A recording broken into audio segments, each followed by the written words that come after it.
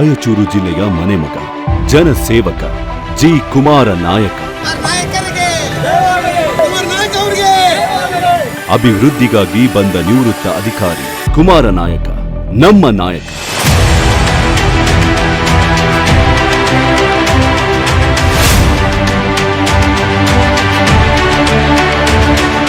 ಸಮಾಜ ಸೇವೆಗೆ ಯಾವುದೇ ಗಡಿಗಳಿಲ್ಲ, ಮಿತಿಯೂ ಇಲ್ಲ.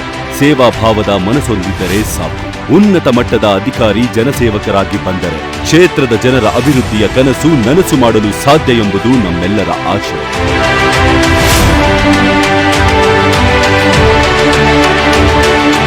ರಾಯಚೂರು ಲೋಕಸಭೆ ಕ್ಷೇತ್ರದ ಪ್ರಸ್ತುತ ಕಾಂಗ್ರೆಸ್ ಅಭ್ಯರ್ಥಿಯಾಗಿರುವ ಜಿ ಕುಮಾರ ನಾಯಕ ಅವರು ಜಿಲ್ಲಾಧಿಕಾರಿಯಾಗಿ ಜಿಲ್ಲೆಯ ಮೂಲಭೂತ ಸಮಸ್ಯೆಗಳಿಗೆ ಶಾಶ್ವತ ಪರಿಹಾರಕ್ಕೆ ಕ್ರಮ ಕೈಗೊಂಡಿದ್ದರು.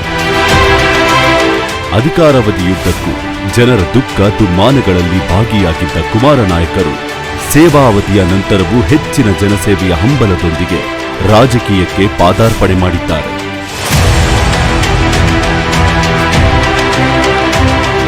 ಐತಿಹಾಸಿಕ ಹಿನ್ನೆಲೆ ಹೊಂದಿರುವ ಕಾಂಗ್ರೆಸ್ ಪಕ್ಷವು ಇವರ ಸೇವೆಯನ್ನು ಗುರುತಿಸಿ 18ನೇ ಲೋಕಸಭೆ ಚುನಾವಣೆಯಲ್ಲಿ ರಾಯಚೂರು ಲೋಕಸಭಾ ಕ್ಷೇತ್ರದಿಂದ ತನ್ನ ಅಭ್ಯರ್ಥಿಯನ್ನಾಗಿ ಕಣಕ್ಕಿಳಿಸಿದೆ. ಇದು ಈ ಭಾಗದ ಜನರಿಗೆ ಸುವರ್ಣ ಅವಕಾಶವೂ ಎಂದರೆ ತಪ್ಪಾಗಲಾರದು. ಏಕೆಂದರೆ ಒಬ್ಬ ಪ್ರತಿಭಾವಂತ ನಿವೃತ್ತ ಐಎಎಸ್ ಅಧಿಕಾರಿ ರಾಯಚೂರು ಮತ್ತು ಯಾದಗಿರಿ ಜಿಲ್ಲೆಯನ್ನು ಪ್ರತಿನಿಧಿಸಿ ಸಂಸತ್ತು ಪ್ರವೇಶಿಸಿದರೆ ಈ ಭಾಗದ ಸಮಸ್ಯೆಗಳಿಗೆ ಶಾಶ್ವತ ಪರಿಹಾರ ಕಂಡುಕೊಳ್ಳಬಹುದು ಎಂಬುದು ಗಮನಾರ್ಹ.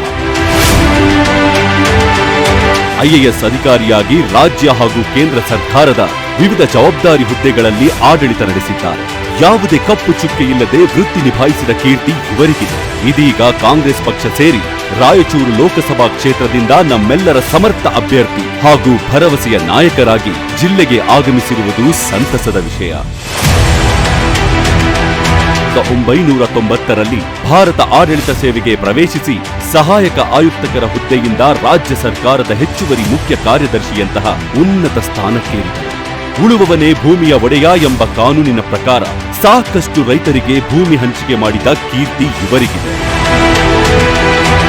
ರಾಯಚೂರು ಜಿಲ್ಲಾಧಿಕಾರಿಯಾಗಿ 1999ರಿಂದ 2002ರವರೆಗಿನ 3 ವರ್ಷಗಳ ಅಧಿಕಾರಾವಧಿಯಲ್ಲಿ ಕುಮಾರ ನಾಯಕ ಅವರು ಜಿಲ್ಲೆಯ ಜನರಿಗೆ ಕುಡಿಯುವ ನೀರು, ಶಿಕ್ಷಣ, ವೈದ್ಯಕೀಯ, ಅಪೌಷ್ಟಿಕತೆ ಸೇರಿ ಸರ್ವಾಂಗೀಣ ಅಭಿವೃದ್ಧಿಗಾಗಿ ಶ್ರಮಿಸಿದರು.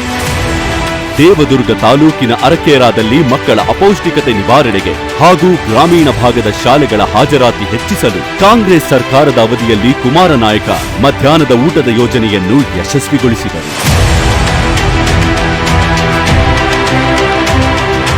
ಇನ್ನು ರಾಯಚೂರು ನಗರದ ಪ್ರತಿ ಬಡಾವಣೆಗಳಲ್ಲಿಯೂ ಸಂಚರಿಸಿದ ಕುಮಾರ ನಾಯಕ ಅಲ್ಲಿರುವ ಜನರ ಮೂಲಭೂತ ಸಮಸ್ಯೆಗಳ ಪರಿಹಾರಕ್ಕಾಗಿ ಅಗತ್ಯ ಕ್ರಮ ಕೈಗೊಂಡಿರುವುದು ನಾವು ಯಾರು ಮರೆಯಲು ಸಾಧ್ಯವಿಲ್ಲ. ರಾಯಚೂರು ಜನರ ಹೆಚ್ಚಿನ ವೈದ್ಯಕೀಯ ಸೌಲಭ್ಯಕ್ಕಾಗಿ ಒಪೆಕ್ ಸೇರಿದಂತೆ ಸರ್ಕಾರಿ ಆಸ್ಪತ್ರೆಗಳ ಬಲವರ್ಧನೆಗಾಗಿ ಶ್ರಮಿಸಿದರು. ಜಿಲ್ಲಾ ಕೇಂದ್ರದಲ್ಲಿ ಅತ್ಯಾಧುನಿಕ ಗ್ರಂಥಾಲಯ ಸ್ಥಾಪಿಸಿ ವಿದ್ಯಾರ್ಥಿ ಯುವಜನರ ಜ್ಞಾನಾರ್ಜನೆಗೆ ಪ್ರೋತ್ಸಾಹಿಸಿದರು. ಸರ್ಕಾರ ಮಟ್ಟದ ವಿವಿಧ ಇಲಾಖೆಗಳ ಜವಾಬ್ದಾರಿಯಲ್ಲಿಯೂ ಇವರು ರಾಯಚೂರು ಜಿಲ್ಲೆಯನ್ನು ಮರೆಯಲಿಲ್ಲ. ಆಯಾ ಇಲಾಖೆಗಳಿಂದ ರಾಯಚೂರು ಜಿಲ್ಲೆಯ ಅಭಿವೃದ್ಧಿಗಾಗಿ ವಿಶೇಷ ಗಮನ ಹರಿಸಿದರ ಶ್ರೇಯಸ್ಸು ಕುಮಾರ ನಾಯಕರಿಗೆ ಸಲ್ಲುತ್ತದೆ. ರಾಯಚೂರು ಬಳಿಯ ಯರಮರಸ್ ವಿದ್ಯುತ್ ಉತ್ಪಾದನಾ ಕೇಂದ್ರ ಅನುಷ್ಠಾನದಲ್ಲಿ ಕುಮಾರ ನಾಯಕ ಅವರ ಪಾತ್ರವಿದೆ. ಉನ್ನತ ಹುದ್ದೆಗಳಲ್ಲಿ ಸೇವೆ ಸಲ್ಲಿಸುತ್ತಿದ್ದರೂ ರಾಯಚೂರನ್ನು ಮರೆಯದ ಜಿ ಕುಮಾರ ನಾಯಕ ನಿವೃತ್ತಿಯ ನಂತರವೂ ರಾಯಚೂರು ಜಿಲ್ಲೆಯ ಜನರ ಸೇವೆಗಾಗಿ ಪಣತೊಟ್ಟು ಲೋಕಸಭೆಯ ಚುನಾವಣೆಯಲ್ಲಿ ಕಾಂಗ್ರೆಸ್ ಅಭ್ಯರ್ಥಿಯಾಗಿ ಸ್ಪರ್ಧಿಸಿದ್ದಾರೆ. ಸದಾ ಸೇವಾ ಮನೋಭಾವ ಮೈಗೂಡಿಸಿಕೊಂಡಿರುವ ವಿದ್ಯಾವಂತರು, ಅನುಭವಿಗಳಾದ ಕುಮಾರ ನಾಯಕ ಅಂತವರು ರಾಯಚೂರು ಹಾಗೂ ಯಾದಗಿರಿ ಜಿಲ್ಲೆಯ ಸರ್ವತೋಮುಖ ಅಭಿವೃದ್ಧಿಗಾಗಿ ಅಗತ್ಯವಿದೆ. 2 ಜಿಲ್ಲೆಯ ಜನರ ಜೀವನ ಮಟ್ಟ ಸುಧಾರಿಸಬೇಕಿದೆ.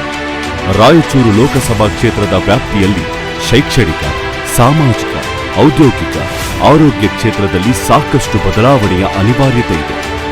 ಶುದ್ಧ ಕುಡಿಯುವ ನೀರಿನ ಸೌಲಭ್ಯ ಸೇರಿದಂತೆ ಸಾಕಷ್ಟು ಮೂಲಭೂತ ಸೌಕರ್ಯಗಳು ಜನರಿಗೆ ದೊರೆಯಬೇಕು. 371 ಜೆ ಕಾಲಂ ಸಂಪೂರ್ಣ ಜಾರಿಗಾಗಿ ಮತ್ತು ರಾಯಚೂರಿನಲ್ಲಿ ಪ್ರತಿಷ್ಠಿತ ಏಮ್ಸ್ ಆಸ್ಪತ್ರೆ ಸ್ಥಾಪಿಸಲು ಪ್ರಖರವಾದ ಧ್ವನಿ ಎತ್ತಲಿದ್ದಾರೆ. ರಾಯಚೂರು ಮತ್ತು ಯಾದಗಿರಿ ಜಿಲ್ಲೆಯ ಅಭಿವೃದ್ಧಿಯ ಕನಸು ನನಸಾಗಬೇಕಿದೆ. ಇಂತಹ 10 ಹಲವು ಜನಪರ ಯೋಜನೆಗಳ ಜಾರಿಗಾಗಿ ಜನಸೇವೆಯ ಅದಮ್ಯ ಕನಸು ಕಂಡಿರುವ ನಿವೃತ್ತ IAS ಅಧಿಕಾರಿ, ರಾಯಚೂರು ಲೋಕಸಭಾ ಕ್ಷೇತ್ರದ ಕಾಂಗ್ರೆಸ್ ಅಭ್ಯರ್ಥಿ ಜಿ. ಕುಮಾರನಾಯಕ ಅವರನ್ನು ಗೆಲ್ಲಿಸುವ ಅಗತ್ಯವಿದೆ. ಬದಲಾವಣೆಗಾಗಿ ಕುಮಾರನಾಯಕ, ನಮ್ಮ ನಾಯಕ ಕುಮಾರನಾಯಕ.